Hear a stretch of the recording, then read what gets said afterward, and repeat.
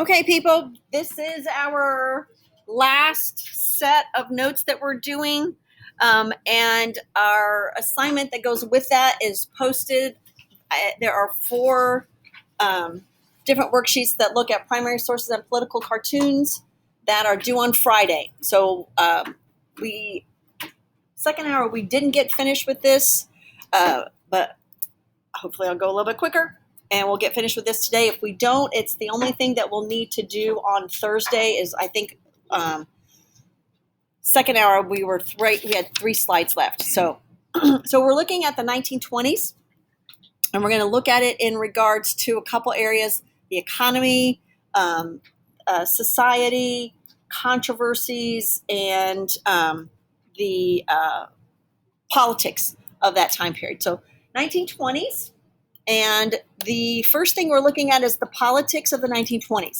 The most important thing about understanding the politics of the 1920s is that one political party will control all 3 branches, or I'm sorry, the House of Representatives, the Senate, and the presidency.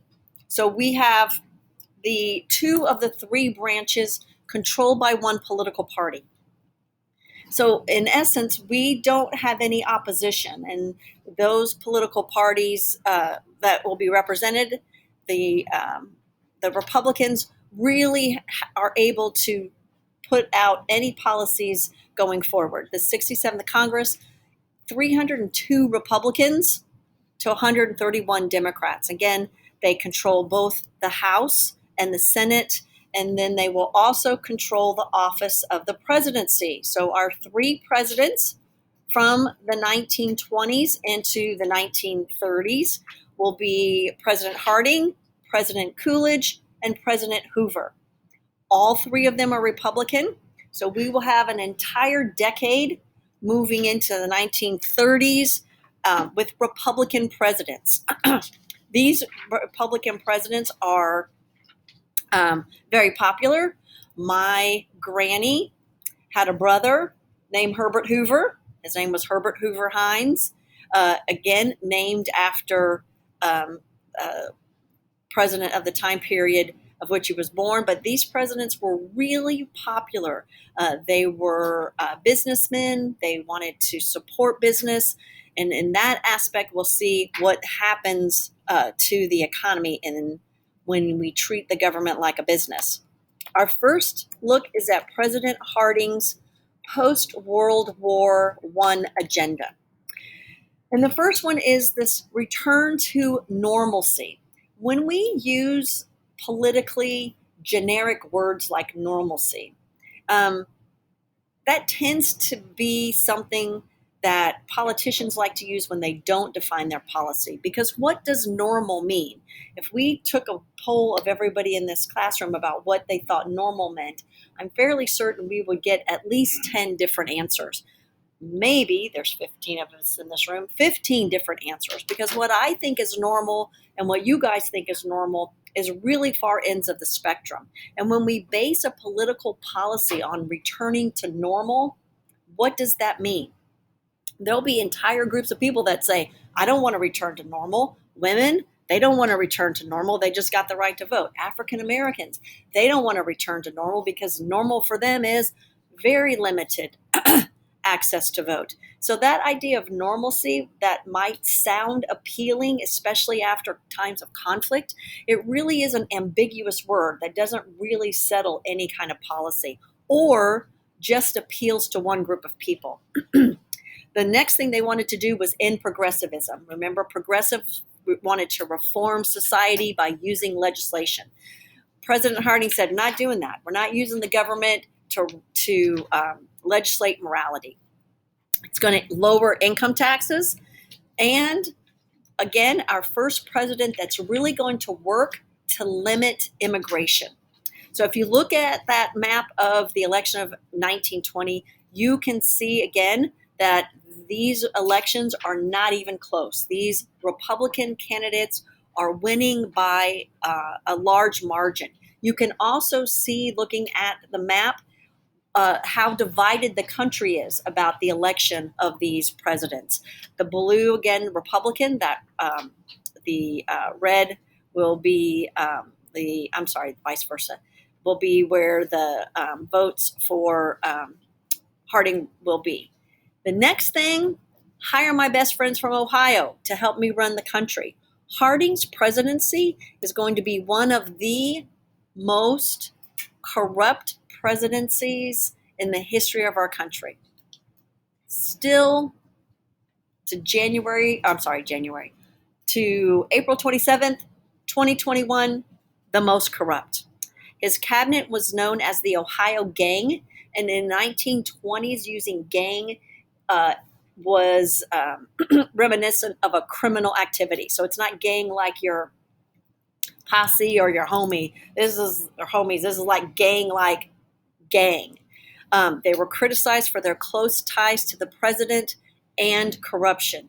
These people were truly corrupt and used the office of the presidency for their own personal gain. So Charles Forbes, and again, those of you that are informed with business and business magazines, Forbes magazine, Forbes is top-notch investment firm, comes from this guy who makes, in the 1920s, $250 million selling medical supplies to veterans hospitals. What he does is he jacks up the price because veterans hospitals can only purchase their supplies from the United States government. So Forbes selling them, he jacks up the prices, and he will make, in 1920s dollars, $250 million. Harry Doherty, who is the Attorney General. The Attorney General of the United States is head of the Justice Department. They are the face of justice in the United States. He is going to be investigated for accepting bribes for a German agent. And he does. He's investigated, but because he is head of the department that does the investigation, nothing is brought forward on charges for him. The one guy that does go to jail is Albert Fall, Secretary of the Interior. He accepts $300,000 in bribes to lease government-owned land to oil companies. This is called the Teapot Dome scandal. He takes bribes to allow Mobil, Exxon to drill on these lands where the reserves for the federal government are held. Corrupt, bad people. Harding is going to die in office, and we're going to get President Coolidge. President Coolidge focuses on limiting immigration. This is the beginnings of this fear of what does it mean and what does it look like to be an American. And the idea and the fear of immigration will lead us to restrict how many people can come. One of the worst things that Coolidge is going to do, and I hope you see this fairly quickly, is to limit aid relief to farmers. And one of the things about farming that is significant and important is understanding that supporting farmers, and even if that means supporting them by giving them money or asking them not to plant, is what allows us to afford food. It allows us to go to the grocery store again and buy a loaf of bread for $2 or a gallon of milk. A gallon of milk has really gone up a lot, those of you that are milk drinkers. But when Coolidge begins to limit the aid to farmers, farming is about to take a deep dive. Those of you that have deep farming roots or rural roots in Indiana, and you have or know of stories about relatives that have lived through the Great Depression. My granny in rural North Carolina, when she would talk about the Depression to me, she would always say, didn't know there was a depression. We were poor before and we were poor after. And farmers really fall into that group of what's going to happen to them. Increase tax cuts on business and the wealthy, and maintain isolationism. The belief system on increasing tax cuts on business and wealthy is called trickle-down economy or trickle-down economics. The idea being, if at the top of the wealthy class, businessmen and wealthy, if you cut their taxes, and that means they keep more money in their pockets, the economic policy and the belief is that that money they would spend on things like reinvesting in their business or um, making their wages higher or reinvesting in another business. The likelihood that that happens is pretty much zero. Usually, what is noted by the wealthy when they get a tax cut is they buy yachts or they buy mansions or they buy new cars, which kind of sort of would be trickle down if you're in the business of making yachts or Jaguars. But for the most part, it doesn't help the rest of the population. And then again, maintaining isolationism. But what is American isolationism? After World War I, Americans grew weary of additional involvement in foreign affairs. There are a large group of people after World War I that believe that we got drawn into World War I because of Democrats and because of corrupt businesses that wanted to make money selling um, weapons and cots and blankets. And so the government says we are not getting involved in any of those things anymore. We're not going to do that. We're going to isolate ourselves. So things like the Washington Conference, where all the powers are going to meet in Washington, D.C., and they're going to decide that we are going to not build new battleships. And the battleships that we do have, we're going to give everybody a number. So if you are the United States of America, you get 5 battleships. If you're France, you get 5 battleships. If you're Great Britain, you get 5. If you're Japan, you get 1.75.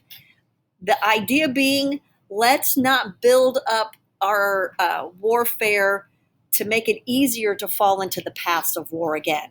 And as a result of that, we create the Kellogg-Briand Pact. 15 nations agree to use diplomacy to solve problems and not go to war. And again, this would be a very noble endeavor. The problem always is those nations that don't sign on, right? One of the nations that will sign and eventually will drop out will be Japan. And Japan will start taking over nations in Southeast Asia. 47 additional nations are going to agree to sign this pact, which essentially says we aren't going to go to war. We will do anything else, talk at the table, have other people come in and be in intermediary areas, but we are not going to go to war. The second part of this is our economic changes. And again, this time period, the presidency is run as a business.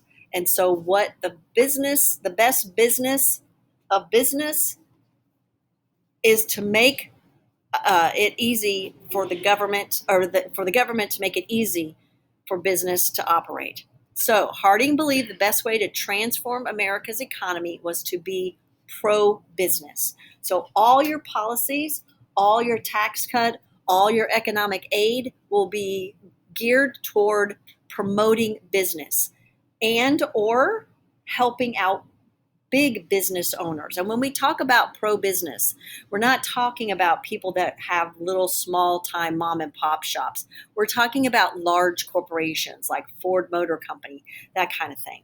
So cut the highest marginal tax rate of 73% for those earning $1 million down to 58%. And then later, 25%. So what you need to think about as an informed voter is when the government cuts taxes like that, where are they going to get that money back? Because it isn't like your budget at home, where if you take away money from your gas, then that just means you don't get a new pair of shoes.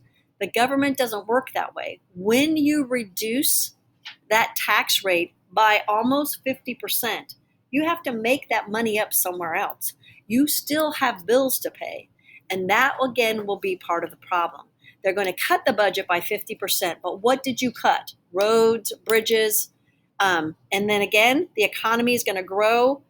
But what will happen once Europe starts developing their economy? And unemployment is around 4%, which again is a very positive number to have unemployment at 4%. Currently, I think we're about at 12 to 15%, which is really high. Uneven economic gains. So this is where we start seeing that certain groups are doing really well. Businessmen are doing great. Farming, not so much. And this is a sector of our society, a sector of our economics progress that really needs to be protected, and it really needs to make sure that the government understands what farmers need. So farming is going to decline from 18% to 12%. So that portion of our economy is going to reduce. You can't reduce food. When you reduce food, you are going to cause trouble for the people that live in your country.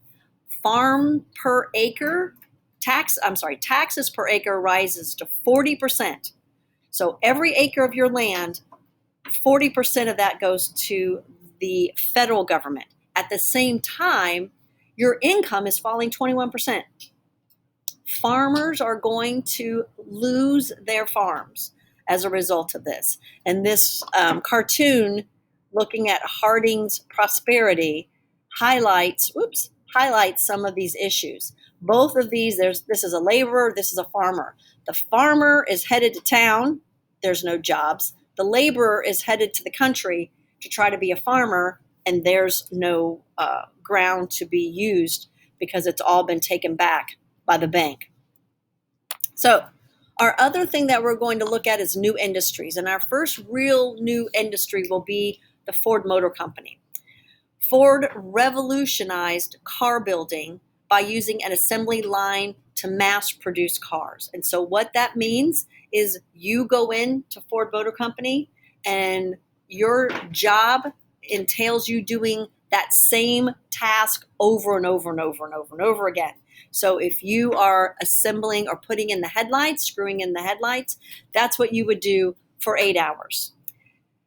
One of the things that makes Ford Motor Company unique and different is the cost of the automobile. Henry Ford said, I want the people that work for me to be able to afford to buy what they're making. So in 1908, a Ford Model T was $850. By 1924, we're down to $295. So just about everyone that worked at Ford Motor Company could afford a Model T. He's also going to double their pay and institute an 8-hour workday. The reason he does this is he's trying to keep the union out of his shop. And so he will do anything to keep the union out. Doubling pay, 8 hours. He builds them a cafeteria to eat. He builds baseball fields, softball fields. He builds a basketball court.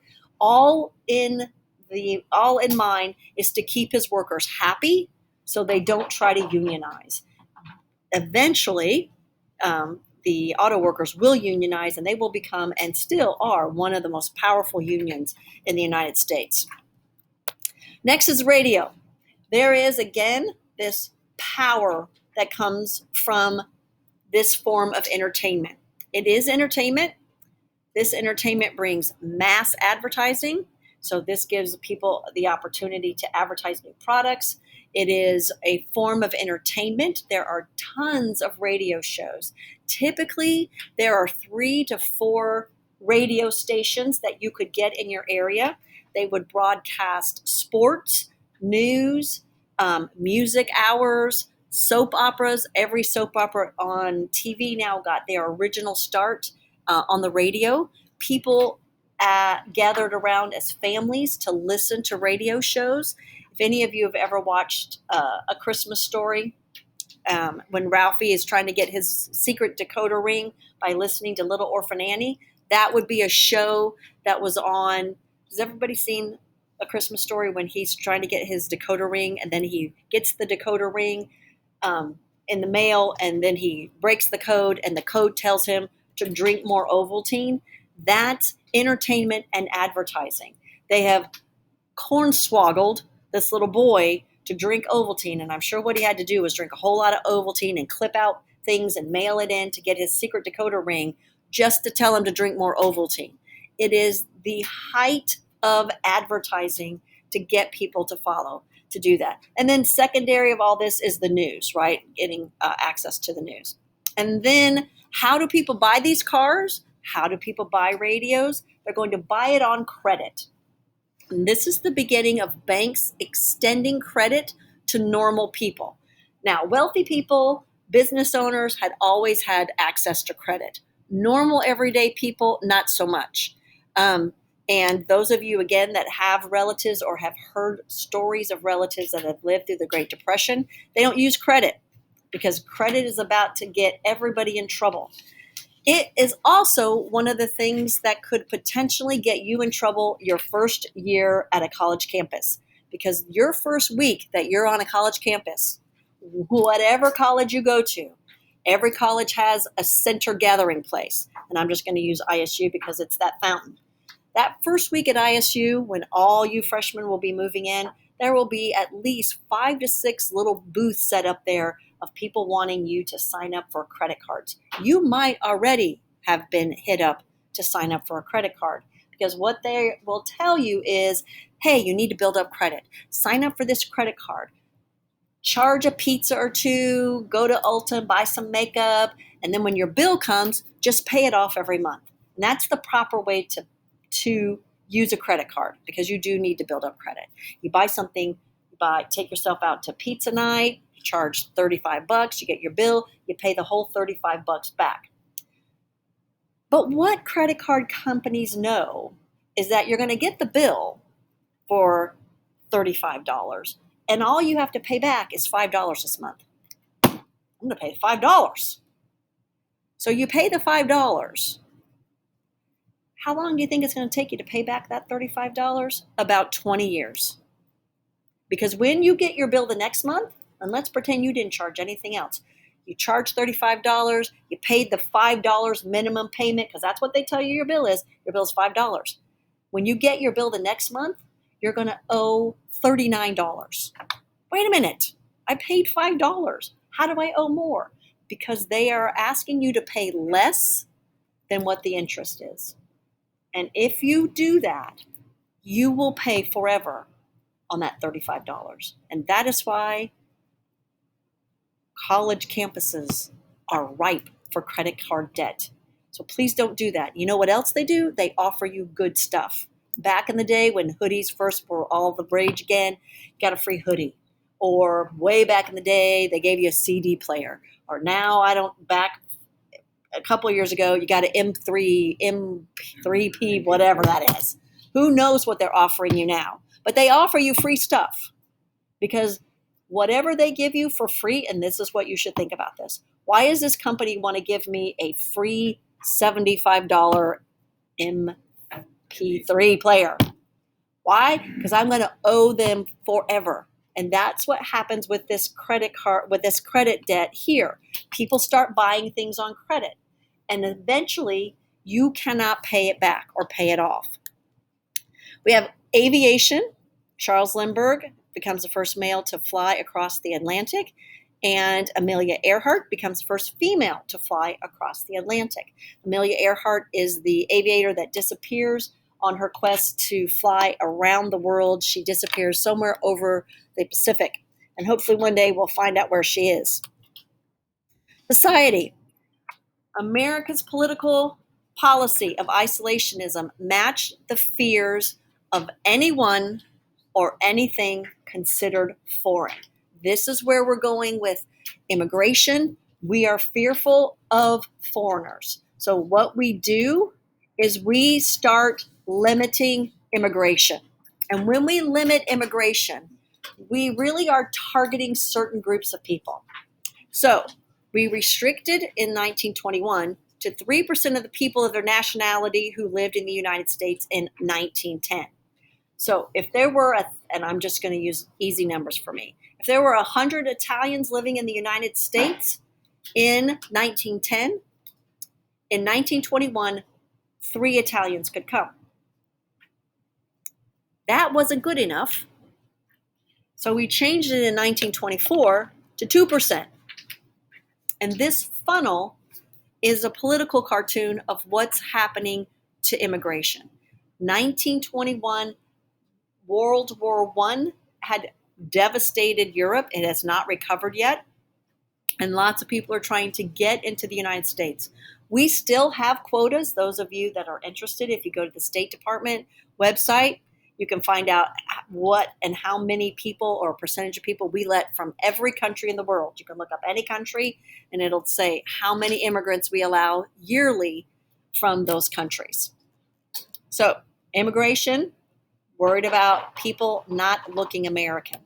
And so what happens is we develop this thing known as the Red Scare.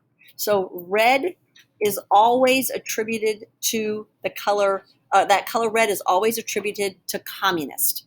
So the Bolshevik Revolution happens in Russia. And as a result, we have a lot of Russians coming to the United States. Most of them are not Bolsheviks. The Bolsheviks stay because Russia becomes the Soviet Union and a communist nation.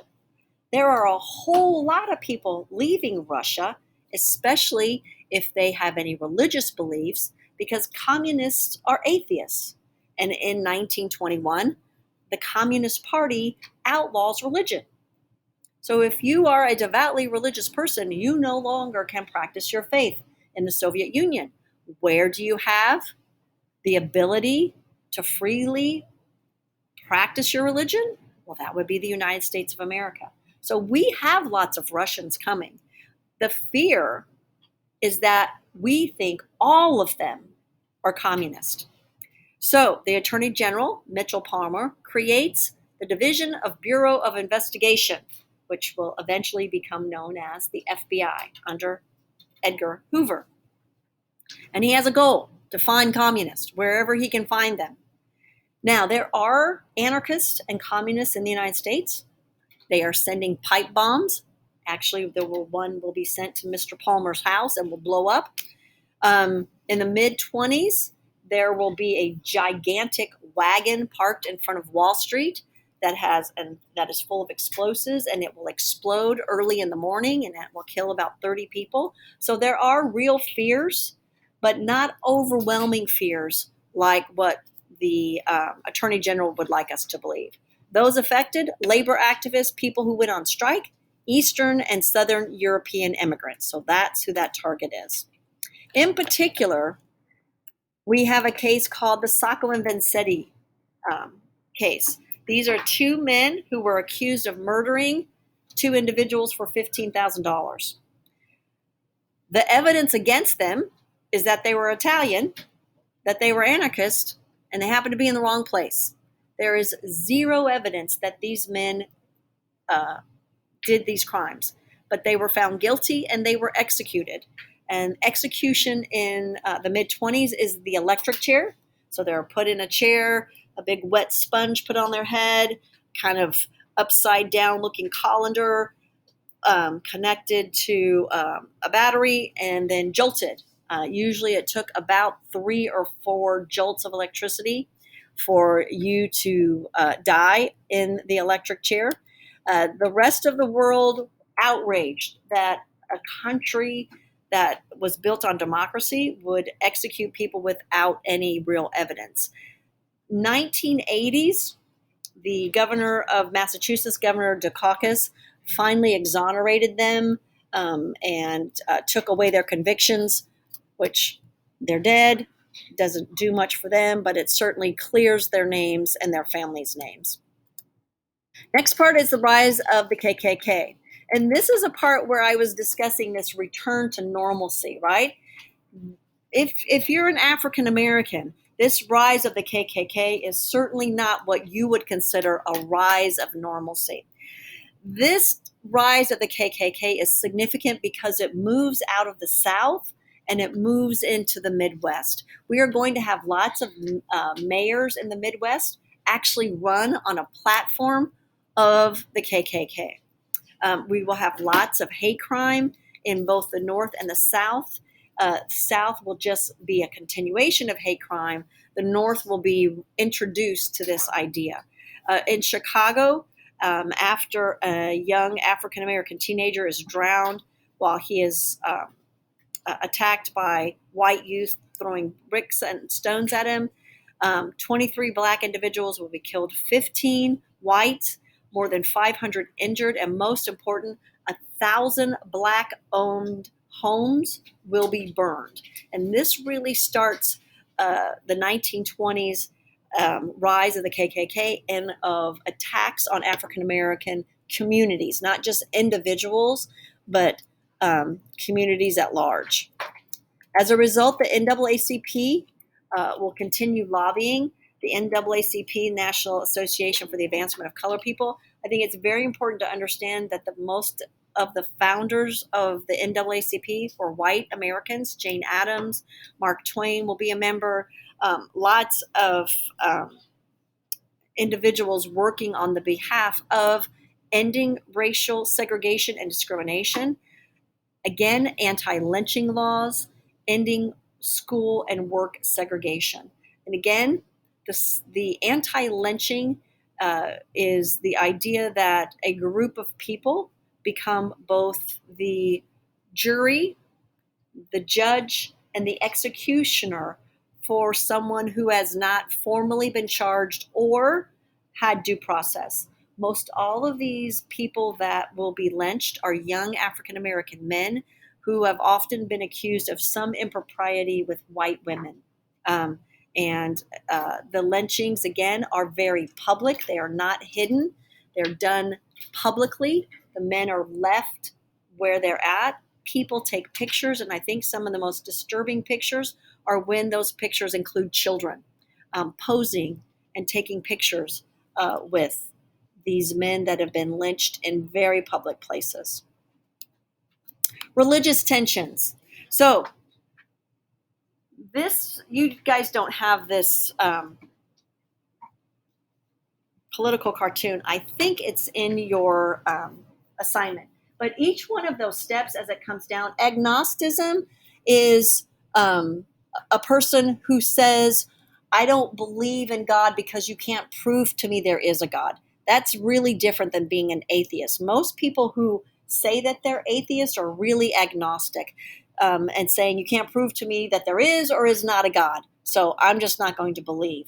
And what these steps are showing is this descent of Christianity or this descent of modernists, where it starts with Bible not infallible, man not made in God's image, no miracles, no virgin birth, no deity, no atonement, no resurrection, which leads us to a nation that doesn't believe.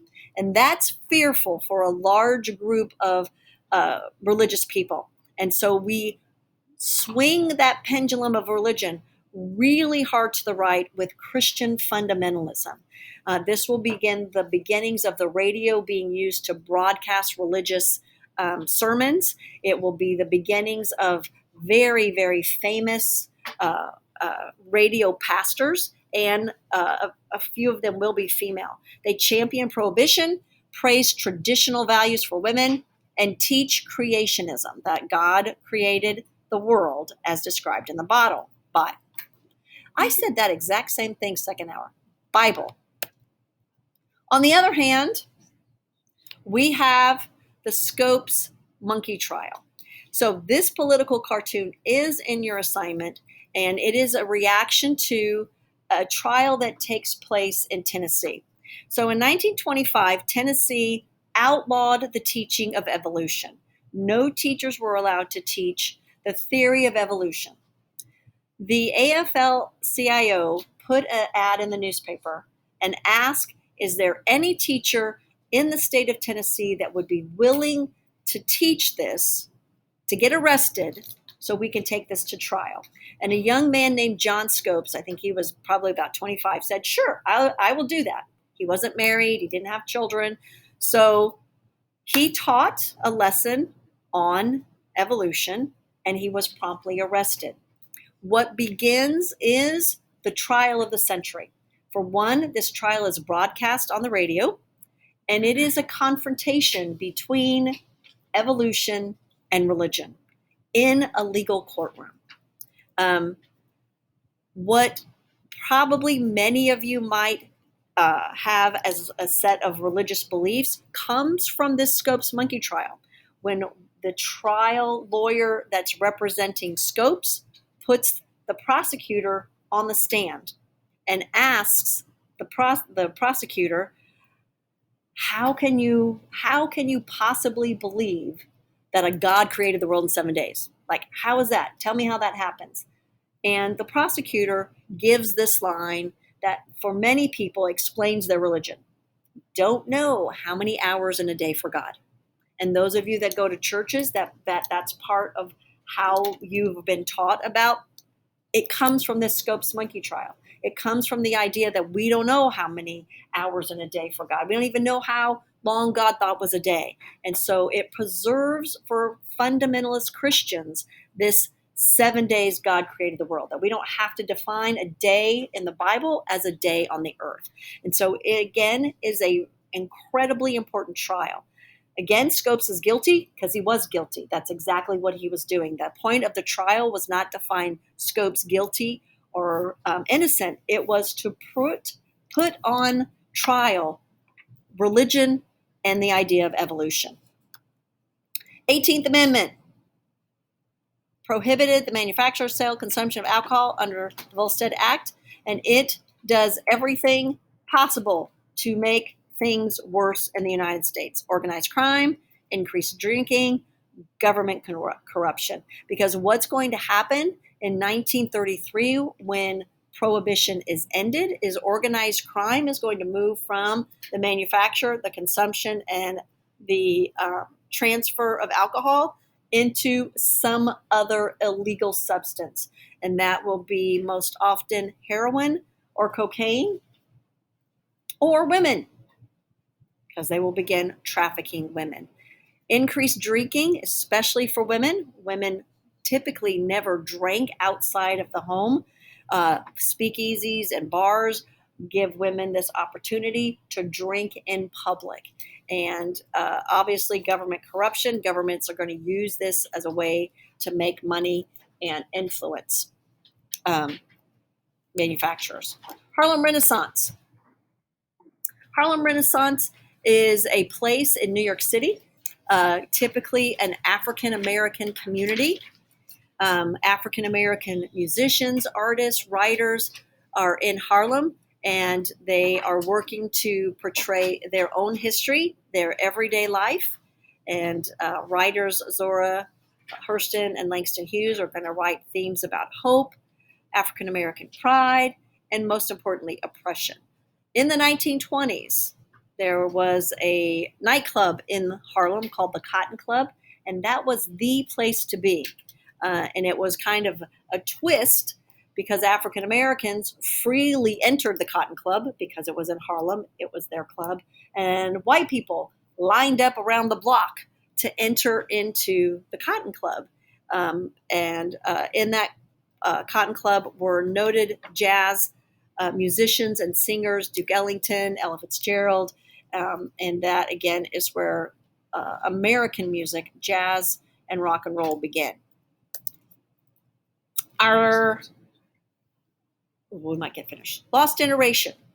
Writers such as F. Scott Fitzgerald, Gertrude Stein, Ernest Hemingway wrote themes of tragedy, death, corruption, and loss of morality. So that's what you guys are reading in Great Gatsby. That's what you spent time with Hemingway, looking at this lost generation. And what this lost generation writer said, there is nothing to live for. And again, from Gatsby, they were careless people, Tom and Daisy.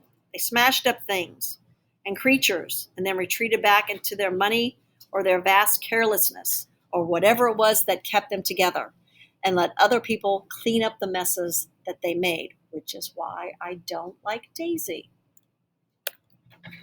Silver screen.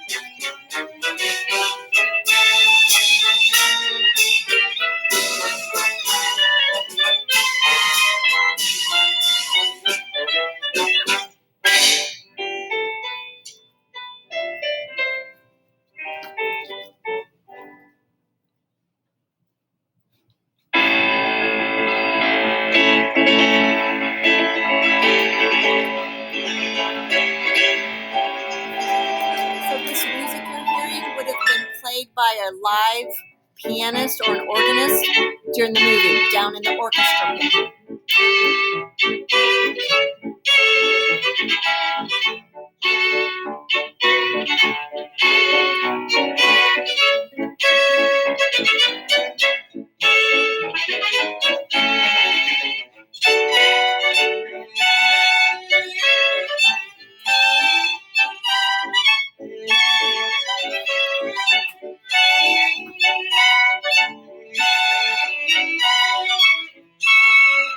This is my favorite part. She's getting a nose job.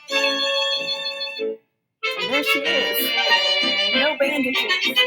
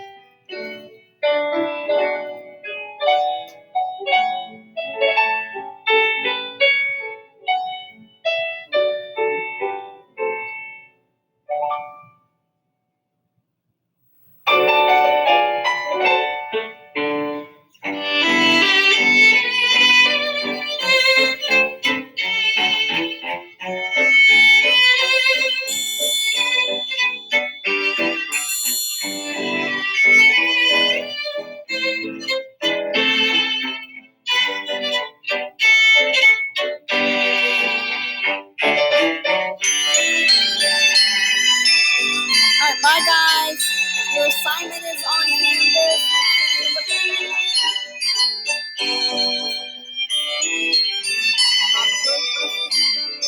at Are you married? No, I'm not married.